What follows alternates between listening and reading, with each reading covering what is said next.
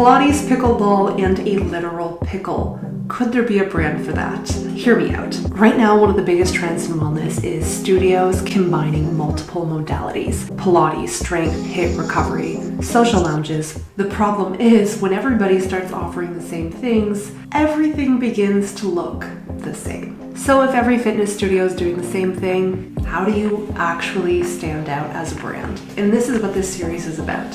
Taking unusual ideas and asking, could this work as a brand? And today's concept is a little bit strange. A Pilates studio, a pickleball club, and a wellness cafe built around fermented foods. Which might sound ridiculous and a little bit weird, but weird is good. People remember that. And to make this just a little bit more interesting, I am going to use a generator to help us choose the brand direction, the color palette, and the name. And whatever the wheel of fortune lands on will determine how I design this brand, even if it's terrible. Before we get into this, hi, I'm Jen. I run Jaia Studio, a branding and strategy agency for health, wellness, and fitness businesses. So thinking about how studios brand themselves and stand out is literally my job. And I want to do this design as a way of answering, how do you stand out as a fitness brand in today's market? The first thing that we need is brand direction. This basically decides the vibe of the entire project. Is it playful, vintage, editorial, super minimal and serious? I threw up a few options on the Wheel of Fortune. Some of these will work better than others, but that's not up for me to decide. So let's spin it. Okay, and we got retro elegant. If we're committing to this design style, that means that the logo probably has to be a little bit more playful and the colors need to be a little bit more serious. Names are the most dangerous part because these generators can give you absolute garbage. Yeah, no. That sounds like a dental clinic. I grabbed some of the ones that were okay and I put them on the wheel. Let's see what we get. And we got Pickled Pilates, which is the one that I really wanted. I like it because going along with our theme, it's weird, but you remember it. I can't be the only one who every time I hear pickleball, I literally imagine people hitting pickles across the court.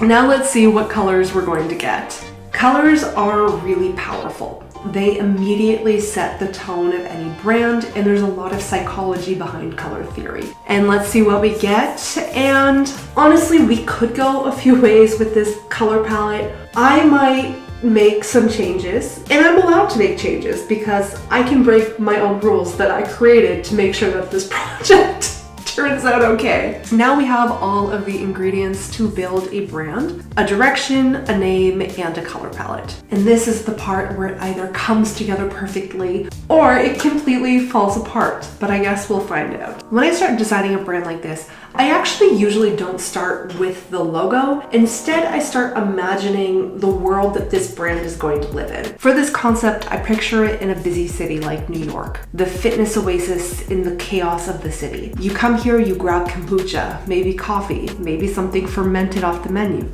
like a sourdough toast with avocado. Honestly, this whole thing is becoming a millennial's fever dream very quickly. It's a place where you can see your friends, because in your 30s and 40s, you just don't have that much time. You work out, stretch, which is super important so you don't throw out your back the next day. And you can drink unlimited kombucha, eat avocado toast, and care about gut health. Because in your 30s, suddenly gut health is a priority. Oh, what would younger me have said? Anyways, back to the brand. Knowing that this space is going to be multi-purpose, we know that the brand, and especially the logo and brand mark, need to carry a lot of weight. So the question now becomes, how do we turn all of that into a recognizable symbol? For the logo, because we're combining things that normally have nothing to do with each other, I started playing around with a lot of concepts. And I realized there were a few elements that I wanted to keep in this. I wanted there to be two P's for Pickled and Pilates. I knew that in the design, I wanted there to be a paddle, but also a kombucha bottle,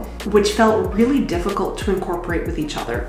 Until I realized if you extend the size of the bottle, it looks kind of like a paddle, and if you put a line in it, those are two P's. So now that I have my brand mark, This is where the branding gets even more interesting because pickleball and kombucha naturally have nothing to do with each other until the visuals make them feel like they belong in the same world. After designing the brand mark, the next step was typography. For the Pickled Pilates logo, I actually hand designed each of the letters. I wanted something that felt playful and slightly imperfect but still refined, capturing that retro, elegant feeling. To support the logo, I paired it with 2 other type styles, a handwritten font for headers and expressive moments, and then a very simple sans serif for the body text to keep everything clean and balanced. From there, I developed the color palette more.